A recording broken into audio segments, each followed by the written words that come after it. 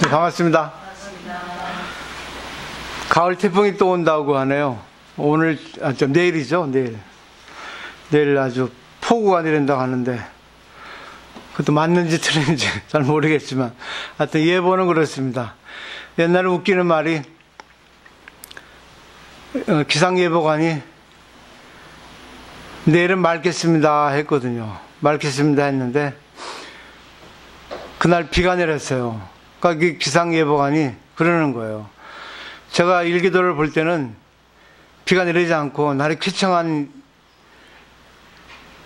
그런 일기도인데 지금 비가 잘못 내리고 있다고. 비는 자연이고 진리인데 인간은 그걸 예측해서 자기가 맑다고 한 것을 주장하고 있어요. 우리 인간도 참 어리석은 게 그런 겁니다. 이 종교에는 여러 가지 종교가 있죠. 가장 기본적으로 유대교, 또 기독교, 또 이슬람교, 천주교 등등 많이 있어요. 그러니까 종교에는 반드시 성지가 있습니다. 그래서 우리는 매달 한 번씩 성지순례 하니까 사실 사람들이 의미를 잘 모르고 어둡게 생각하는데, 성지순례 잠시 말씀을 드리면, 이 어느 종교에도 성지가 있는데 유대교, 또 기독교, 이슬람교는 하나의 신이거든요. 그건 하나의 신인데 그 종교에서 부르는 그 신을 달리, 이름을 달릴 뿐이에요. 그러니까 이름만 다르지 본체는 하나입니다. 근데 똑같이 성지가 하나입니다. 예루살렘.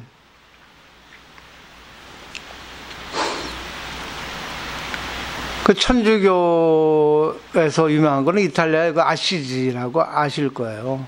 성 프란치스코가 탄생한 곳인데, 성 프란치스코가 너무나 유명해서 그것도 이제 성지로 됐죠. 우리나라는 아니죠. 불교는 인도인데, 불교의 성지는 어디겠어요? 가장 기본적으로 붓다가야입니다. 이 가야산에서 부처님이 깨달았거든요. 가야산 보리수나무 아래에서 깨달아서 이 가야라는 수식을 붙여서 붓다 가야 이렇게 되는 겁니다. 붓다라는 수식을 붙인 거죠. 붓다가 깨달은 가야산의 보리수 아래, 그래서 붓다 가야라 합니다. 보두가야라고 하죠. 그리고 이제 부처님께서 가장 오래 계셨던 곳이 영치산이에요. 영치산은 그 산 봉우리가 신령스러운 독수리 닮았다 해서 영치산이라 했고, 또는 이제 신령스러운 독수리가 많이 서식한다 해서 영치산이라 불렀습니다. 그래서 우리나라에는 통도사, 그 뒷산이 영치산이죠. 거기도 성지입니다. 그리고 우리나라에도 유명한 성지가 많죠. 매달 한 번씩 가는데, 꼭 성지뿐이겠습니까? 나라에 공헌을 기여한, 그리고 유명한 업적 만든 분들은 전부, 대통령을 비롯하면은 대통령 생가, 그리고 백범 선생의 생가, 이렇게 기념을 하잖아요. 그러니까 결국 정신을 기리는 겁니다. 근데 천주교에 무슨 뜻이 있는 거 아세요? 천주교라고 하는 거는, 카톨릭이죠. 카톨릭. 친근하다는 뜻이 그 카톨릭의 뜻입니다. 결국은 친근하다는 거는 종교에 관계없이 누구나 친근한 관계를 맺어야 된다, 그런 뜻이 카톨릭의 뜻이라 그래요. 근데 불교를 보시면 종교, 개조는 다를 뿐이지 같이 진리를 얘기하는 거는 비슷하거든요. 산 정상이 진리라면은 산을 올라가는 길만, 산을 올라가는 길 방법을 얘기할 뿐이지 결국은 정상에 올라가면 똑같습니다. 내용이 전부 남을 위한 거예요. 자신이 어떻게 살아야지 행복하다는 거를 알려주고, 그러기 위해서 남하고 어떻게 관계하느냐 하는 것이 어느 경전도 다 써 있습니다. 근데 우리의 성지는 어디겠어요? 성지순례 왜 하겠습니까? 자기 마음속에 성지를 찾으라고 성지순례 하는 거예요. 자기 마음에도 성지가 있단 말입니다. 아름다운 마음, 남을 위해 주는 마음, 남을 좋아주고 싶은 마음, 남을 이끌어서 좋은 길로 인도하고 싶은 마음, 남하고 사이좋고 싶은 마음, 나를 성장시키는 마음, 그런 마음이 바로 성지예요. 성스러운 땅이라는 뜻이죠. 내 마음속에 있는데 그걸 꺼내야 되는데 그걸 꺼내지 못하는 게 참 유감스러워요. 부처님께서 2500년 전에 붓다가야에서 깨달았어요. 근데 그 내용이 경전에 기술되어 있거든요. 4월 8일 새벽에 샛별이 떠오를 때 샛별을 보고 깨달았다 했습니다. 샛별은 연이에요. 성지입니다. 왜? 부처님이 샛별을 보고 깨달았으니까.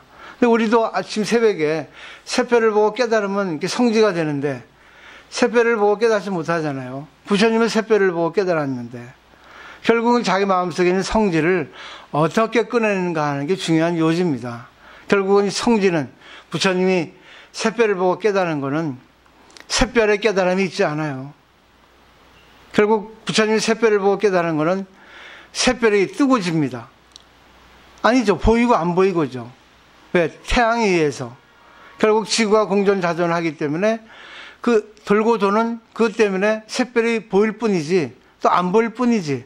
샛별은 천체거든요. 요지부동 가만히 있거든요. 근데 잘 보십시오. 샛별을 보고 뭘 깨달았겠습니까? 야, 변화하는구나. 시간을 깨닫지 않았겠습니까? 그래서 부처님이 첫 번째 탄성이 재행무상이라 했어요. 모든 것은 변한다. 두 번째, 샛별은 공간적이잖아요. 아, 샛별과 나하고 인연이구나. 이게 바로 두 번째 제법무화입니다. 결국 이거를 정리하면 모든 건 변화하면서 관계를 이루고 있다. 지금 이 순간에 내 앞에 맞는 사람이 나의 인연이다. 결국 이 앞에 나타난 상대를 보고 내가 뭘 깨달아야 될까? 그 인연법을 깨달아야 되는 거예요. 상대하고 나라는 거죠. 상대를 보고 나의 마음을 봐야 되는데 상대를 보고 우리는 왜 나에게 이렇게 안 해주나? 저 사람은 정말 나를 좋아하지 않아? 나를 미워해? 그건 자기 생각이죠. 억측이죠. 상대가 나에게 잘 안 맞춰주면 내가 먼저 다가가도록 상대에게 내가 샛별이 되도록 해줘야 되는데 상대에게 오히려 샛별이 되도록 해달라고 이렇게 억측을 부립니다. 상대는 상대고 나는 나예요. 식물 나무 보세요. 요지부동이죠. 하지만 식물은 이 변화 관계를 잘합니다. 식물의 종자가 시간이 돼서 또 공간에 이루어서 인연이 갖춰지면 식물의 종자가 싹이 내어 나오고 줄기를 데우고 또 잎을 이루고 전부 뭐예요? 변화를 이루고 관계를 맺고 있어요. 근데 때가 되면 나무는 서로 양보를 하고 또 뭐예요? 고맙다고 인사를 합니다. 그 생성하는 과정에서. 근데 인간은 변하는 과정에서 만나는 사람들을 통해서 뭘 깨달을까요? 오히려 불만투성이죠. 나에게 왜 이렇게 안 해줘? 그래서 자기를 잘 보이고 과시하기 위해서 오버하는 경우. 어느 정도 잘해주는 건 좋은데 오버해버리면 이 관계가 틀어지게 되어 있습니다. 모든 게 오버예요. 오버. 그 과유불급이라 하잖아요. 지나친 거는 못하니만 못한 거예요. 오버가 제일 문제입니다. 자기는 잘한다 생각하는데 오버가 될 수 있거든. 그런 관계 해봐서 알아요. 관계를 해보지만 모르거든요. 유명한 경제학자 애덤 스미스 아시죠? 애덤 스미스가 도덕의 감정이라는 책에 행복의 조건을 세 가지 썼어요. 하나는 건강, 두 번째는 빛이 없는 거, 세 번째는 청정한 양심을 들었어요. 경제학자가. 하나는 건강입니다. 인간이 지극히 행복은 주관적인 감정이라 하지만 결국 객관적인 조건이 없으면 주관적인 감정, 스님 아닌 다음에는 그걸 느낄 수가 없어요. 아무리 지극히 주관적 감정으로 행복감을 느낄 수 있다 하더라도 결국 가정의 정서, 가정의 화목, 주위 사람들의 관계의 행복, 그런 것이 없으면 일반 사람들은 출가하지 않는 한, 노숙자가 되지 않는 한은 행복해질 수 없습니다. 그러니까 애덤 스미스 경제학자의 아버지를 하는데 첫 번째가 건강. 건강하기 위해서 운동하고 기도하고, 또 건강도 육체적인 거 있지만 또 정신적인 거 있죠. 그러니까 육체적인 거는 운동을 통해서 또 뭐 음식을 조절해서 결국 약을 먹는 것보다 몸에 안 좋은 거를 안 먹는 게 최고라 합니다. 두 번째는 뭐예요? 빛이 없는 거예요. 그럼 빛이 없잖아요. 그 다음에 세 번째는 청정한 양심이라 했어요. 신앙을 하는 사람은 거짓말하면 안 됩니다. 청정한 양심을 가져야 돼요.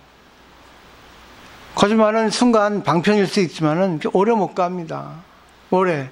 이 거짓말은 계속 업이 돼서 바늘도둑이 서도둑된다는 말이 있듯이 이것도 늘어요. 그래서 불교에는 선인성과 악인악과. 내가 거짓말하면은 계속 그게 늘어요. 익숙해집니다. 거짓말 안 하면 거짓말 안 하는 게 익숙해져요.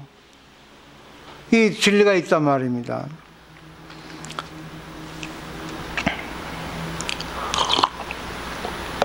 또 네덜란드 작가 그 말레네 뉘달이라 하는 여자가 있어요. 이뻐요. 근데 덴마크는 진짜 축복받은 나라거든요. 그래서 이분이 덴마크 사람들이라는 책을 썼어요. 전 다 읽어보진 않았는데 여기저기 이제 책을 보다가 그런 내용을 어제 발견했어요. 근데 그 말레네 뉘달이라는 사람이 행복 10계명을 얘기하는데 그 중에 하나가 현실주의자가 되라 그랬습니다. 현실주의자. 실천 철학이죠. 그게 있는 그대로 살아라 겁니다.